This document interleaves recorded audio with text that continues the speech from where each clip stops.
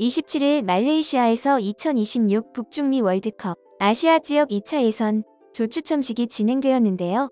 한국은 조추첨 결과 중국과 태국 및 싱가포르와 괌 중에서 1차 예선을 통과하는 팀과 함께 C조에 포함되었습니다.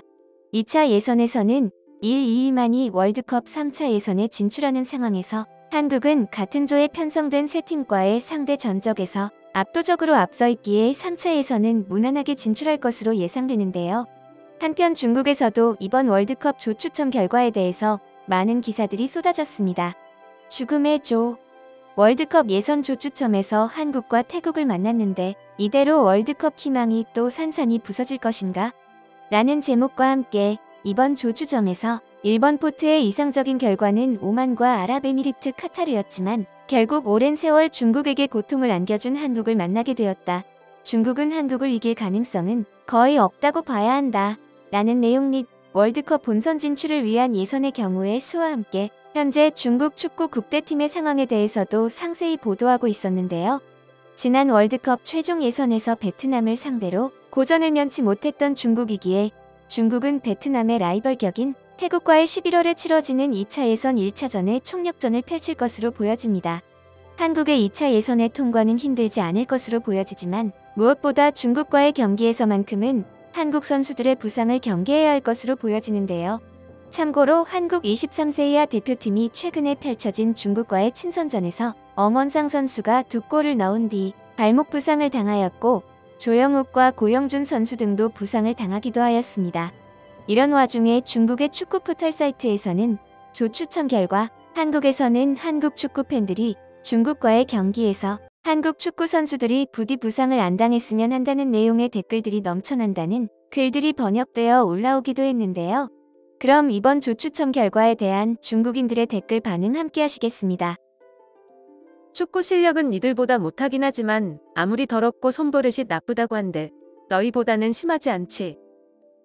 이렇게 얘기들 했으니 그들을 실망시켜서는 안 되겠는걸. 비록 성적은 한국보다 떨어지지만 축구를 더럽게 하기로는 너희와 우리는 정말 우열을 가리기 어렵다고. 이기든 지든 경기와는 상관없이 어차피 한국이 올라간다고 한들 몇 명은 부상당할 거다. 나는 반박할 수가 없어. 좋아요. 그럼 당신들의 요구를 만족시켜 드리겠습니다. 몇 명을 다치게 해드릴까요? 모두 입다물어. 우리에겐 인질이 있다고. 솔직히 지금 중국 축구판을 보고 있자면 중국 국대가 예선을 통과하는 것을 조금도 바라지 않는다. 일찍 끝내서 돈이라도 아끼는 것이 좋아 보여. 이번에는 한국과 싸우는 것을 두려워하지 마라. 우리 손에는 인질이 있잖아. 홈에서 한국과 무승부만 할 수 있다면 2위를 할 확률이 높다. 한국은 생각도 하지 말고 태국전만 생각해야 돼. 태국 축구 팬들은 기뻐하고 있다고 합니다. 중국 남자 국대는 어느 조에 배정되든 관계없이 모두 죽음의 조야. 한국과의 상대 전적은 너무 비참해서 차마는 뜨고 볼 수가 없구만. 만약 중국이 운 좋게 본선에 진출할 거였다면 애초에 한국을 만나지도 않았겠지. 한국에서는 쇼핑하고 태국에서는 여행한 뒤에 싱가포르에서는 탈세하기. 중동과 중앙아시아에는 갈 필요도 없구나. 태국과는 생사를 건 싸움이다. 본선 진출은 확실해 보이지만 한국이 빡시긴 하네. 이번에도 완전 망했네. 응원한다. 이번만큼은 태국에게 지면 안 된다.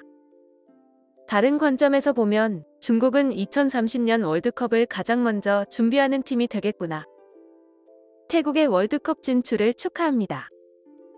태국을 꺾고 본선을 진출할 수 있다는 생각은 조금 들긴 하지만 결국 모두가 한국만은 이길 수 없다고 생각하네. 태국전은 정말 불안불안하고 한국을 상대로는 승점을 얻는 것조차 쉽지 않아. 한국과 태국은 모두 조추첨 결과에 기뻐하고 중국만 죽음의 조에 들어가게 됐다고 우울해하는군. 결론은 태국을 상대로 이기는 게 포인트인데 많은 사람들이 싸우기도 전에 무릎부터 꿇는구나. 한국전은 가망 없으니 패스하고 태국만 이기면 된다.